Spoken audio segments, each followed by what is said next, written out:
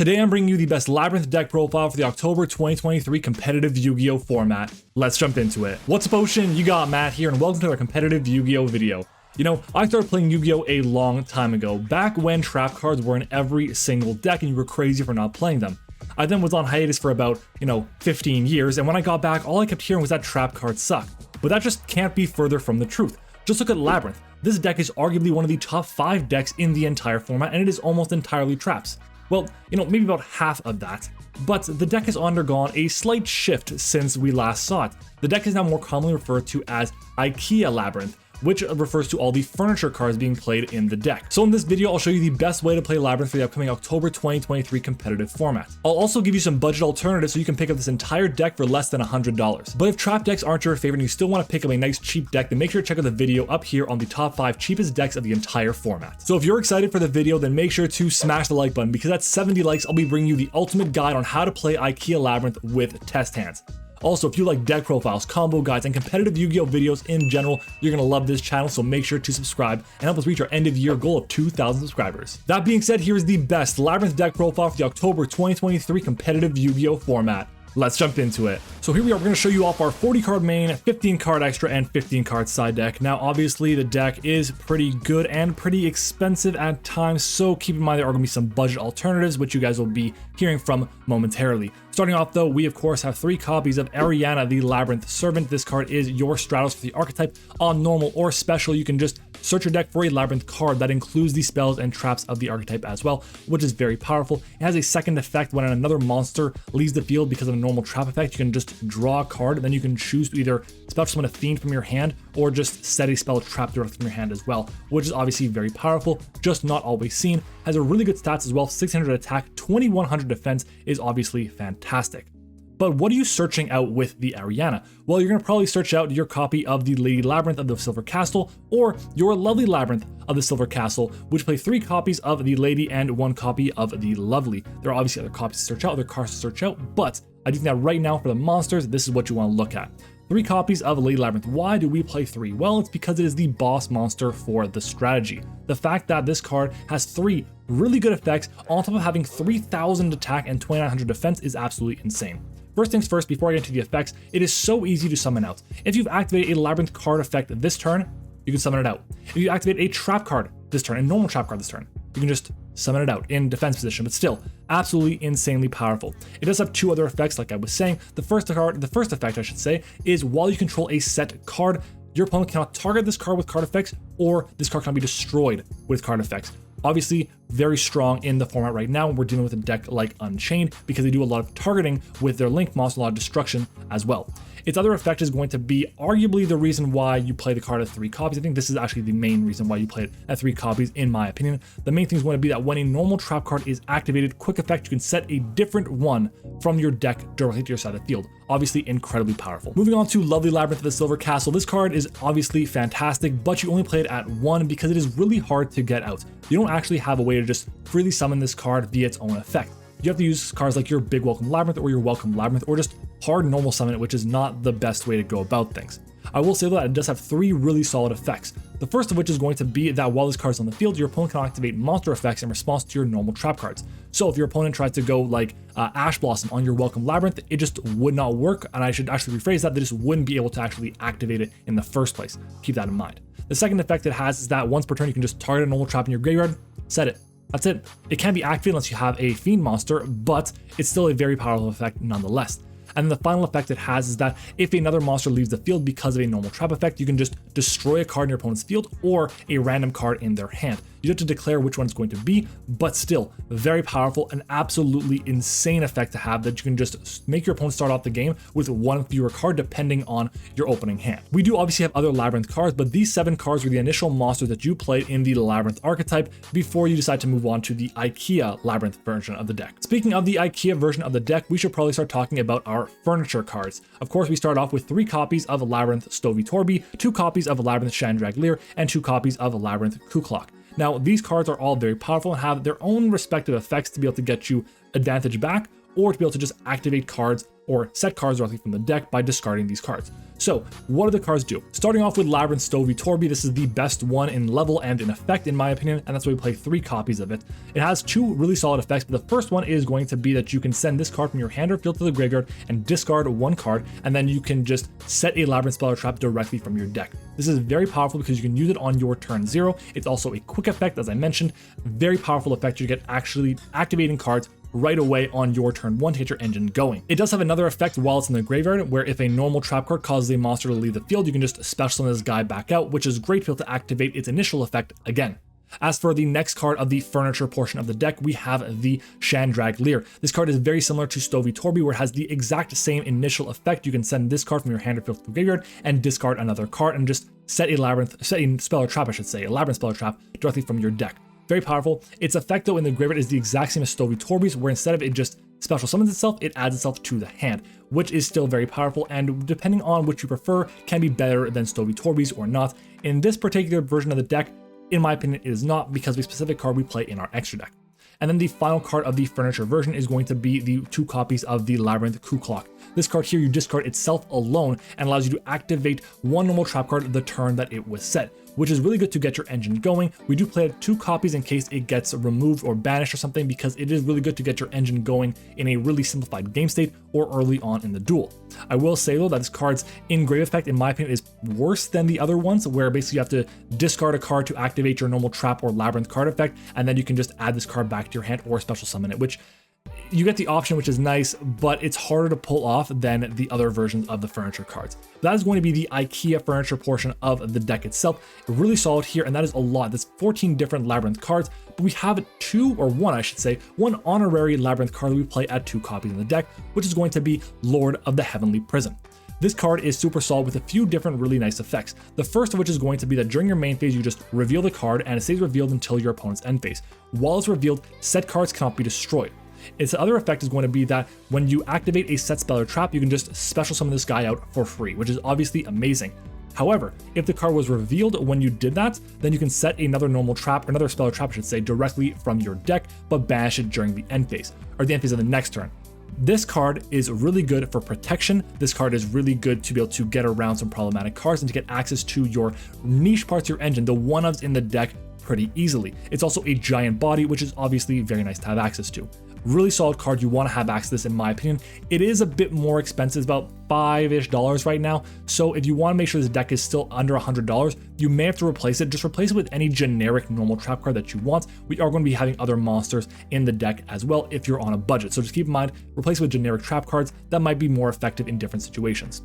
The next cards we have are 3 copies of Ash Blossom and Joyous Spring. Now, Ash is obviously a fantastic card. It is arguably the best hand trap in the meta today. I will actually agree with that. I think it is the best hand trap in the meta today. It is just so good against so many different decks and just stops so many generic situations, special summons from the deck, searches, sends to the graveyard are all really prevalent in the game today, and you can just shut that down with Ash Blossom, which is obviously fantastic. Now, again, Ash is climbing up there in price, so make sure you get your copy sooner rather than later before this card becomes not so budget anymore, but definitely look to pick it up.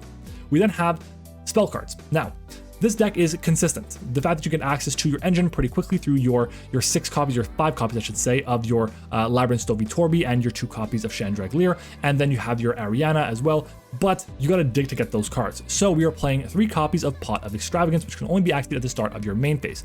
Now you can just banish 3 or 6 cards from your extra deck face down at random, and you can draw 1 to 2 cards depending on how many cards you banished. Very powerful, really good because you get access to more cards, more resources to use the rest of the game. We do also have 3 copies of Pot of Prosperity, which I know is not budget at all, but 3 copies of Prosperity is pretty damn important in the deck. If you don't have it, play Pot of Duality. It's nowhere near as good, but has its own usefulnesses depending on what you're doing in the matchup. Now, Prosperity is great because you can dig for a specific card in your deck by going 6 deep instead of just 3 deep. Now, obviously you have to get rid of certain cards in your extra deck, but it's not the end of the world since you don't really use the extra deck very much in this deck at all. We then have the 1 copy of the Labrynth Field Spell. This field spell is solid. It's fine. It's not like a deck that relies on its field spell a lot. It's nice to have because it gets you additional advantage, but it's not the greatest card in the world. That's why you only play it at 1 copy. Now, the card essentially gives the activation of your set welcome trap cards, another effect. It allows you to then pop a card on the field, which is really nice in certain situations, but it's not always going to work out for you because you're not always going to have access to this card. And that's why you only play it again at 1 copy, because when you do see it, it's fine. When you don't, you're not missing it too much. That's really the reason why. Its other effect is going to be that when you activate a non-Labrynth normal trap card, you can just special summon a Fiend from your hand or graveyard, which is really solid to get out a lot of really interesting monsters and trigger effects on your opponent's turn, like Ariana to get a search, or Lady, or even Lovely as well to start popping cards as well, which is really, really solid. Now we have traps. We have a lot of them. There are a lot of traps in this deck. Makes sense, it's a trap-based deck. We have 14 trap cards for you here, and starting off with the first 6 of them being 3 copies of Welcome Labrynth and 3 copies of Big Labrynth. These 6 cards are super critical for the deck. Big Welcome Labrynth is the only real expensive card in the deck. It's like $18 at the time of recording, which is pretty expensive, so just keep that in mind. Now, Welcome Labrynth is the original Labrynth trap card, the original Welcome Labrynth trap card. This card here is really solid because it allows you to special summon a Labrynth monster from your deck, which obviously is very nice. It does have a second effect where while this card is in the graveyard and a monster leaves the field by your normal trap effect, you can just set the card, which is really nice, but you can only use each effect of this card once per turn. The other card, Big Welcome Labrynth, is better. That's just a fact. It is way better. It allows you to special summon a Labrynth from your hand, deck, or graveyard, which is really powerful, more powerful than just the deck of the Welcome Labrynth, the original Welcome Labrynth. And its second effect is going to be that while it's in the graveyard, you can just banish this card and target a Fiend you control, or if you have a level 8 or higher Fiend that you control on your side of the field, you can target a card your opponent controls and just return them to the hand, which is really nice because it'll start triggering your Labrynth spells and traps, and your monsters as well, I should say, which is even more important. Really powerful effect here. It is hard to recur back, so be careful if you're going to lose out on these cards here. If you have them all banished, it can be very tough in the grind game, but you really want to see all 6 of these cards because they're able to just get your engine going as much as possible. Now, in my opinion, the best normal trap card that is not a Labrynth card for this deck is going to be 3 copies of Infinite Impermanence. You have to play Imperm if you want to play this deck to its max capacity. The card is pretty expensive right now. It's like $10 a copy, so you don't have it. Play Effect Veiler, but it's not at all as good, nowhere near as good. Essentially, it's great because it is a normal trap card, which is super solid to be able to set off of cards like your Lovely or your Lady Labrynth. It's also great because you can use on your turn 0. There's so many advantages to playing Infinite Impermanence. We then have 5 more spots in the deck, and they're all 1-ofs. They're for different situations that can be good in whatever situation you might be in. But here are the 5. We have 1 copy of D-Barrier, 1 copy of Ice Dragon's Prison, 1 copy of Dogmatic Punishment, 1 copy of Compulsory Evacuation Device, and 1 copy of Skill Drain. Wow, those names are very long. Now, let's talk about them one by one. D-Barrier is great against decks like Dragon Link, which are poised for a really good run. It's great against decks like Kashtira when they're at full power. It's great against decks like Unchained to stop them from going into the Xyz cards. It's also great against decks like Purely to stop them from going into their Xyz cards. Really powerful card in the format right now that you want to be able to have access to, and it's searchable through cards like the Lord of the Heavenly Prison and of course the Lady Labrynth. We also have the 1 copy of Ice Dragon's Prison, which is amazing, especially in the Unchained matchup. Essentially, the way this card works is you target a card in your opponent's graveyard, a monster in your opponent's graveyard, special summon to your side of the field. Then you banish that monster and another monster your opponent controls with the same type. Really good because if you, let's say, stole your opponent's Shyama in their graveyard, they have a Sharvara on the field, you banish both of them, they lose out on the Shyama for the rest of the duel. They have no way to really get that back, which is absolutely insane in the Unchained matchup, especially against Labrynth, which is already not the best matchup for Labrynth right now. We then have the 1 copy of Dogmatic Punishment, which is fine. It's monster removal, which is nice, but if you send a card like Entis, you can pop another card on the field. If you send a card like Garura, you can draw another card, which is obviously really powerful. And then finally, we have the Compulsory Evacuation Device. I love Compulse. I think it's one of my favorite normal trap cards of all time. The fact that you can just get around destruction effects is really nice. You can return a card like the Yama back to their hand or the Unchained Soul of Rage back to their hand or extra deck. That means that they can't actually advance their plays in the Unchained matchup. It's also great because you can get around some cards like the Explosion Noir before it has a bunch of materials on it. It's a really good way to remove it from their side of the field. And then finally, Skill Drain. The deck is a lot of big monsters. Lovely and Lady are giant, they're 29 and 3000 attack. It is very, very hard to get over them, so having Skill Drain is just a solid out to a lot of different decks. As for the extra deck, keep in mind this is a very expensive extra deck, but you do not have to play it. The most important part about this extra deck is that it has 15 cards. That's really what you need for this deck.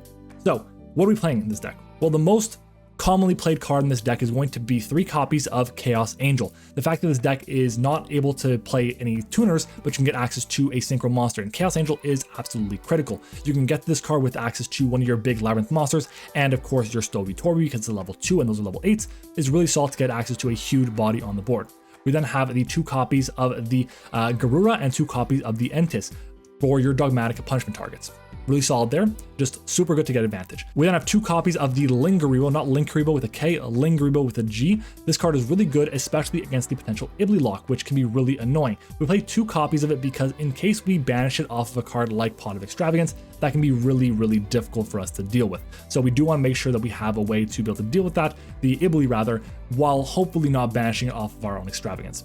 We then have the 1 copy of the Muckraker of the Underworld, which is a fine card to have, just generic Fiend support, and the 1 copy of the Dark Drummer, which is just good generic Dark support. When Dark is destroyed, it'll let you search for your Ku Klok or your Chandragleer, which will fit the stat requirements for its search effect. We then have our Nightmare package, the 1 copy of Cerberus for monster destruction, Phoenix for backrow destruction, and the Unicorn to spin cards back to the deck. Obviously very powerful. And then finally we have the 1 copy of Underworld Goddess of the Closed World, which is very hard to get to because it's hard to swarm the field with this deck, but it is still a really good way to remove some problematic cards that your opponent might have access to. That's our extra deck. Let's move on to our side deck. All right, onto the side deck. I'm not going to be giving some more budget options for this because just play what you have access to. It's really not the end of the world if your side deck is not the best. If it's a local scene, if it's a high level event, yeah, definitely want to look at upgrading this a bit more to something that mimics this at least a little bit. But anyway, starting off with the newly limited Bestial Magnamut at 1, and then we have 2 copies of Bestial Druisworm. Bestial Magnamut is great to search for the Druisworm, but it's also great because Druisworm is a really good card against the Unchained matchup, so playing this at 2 copies is really nice.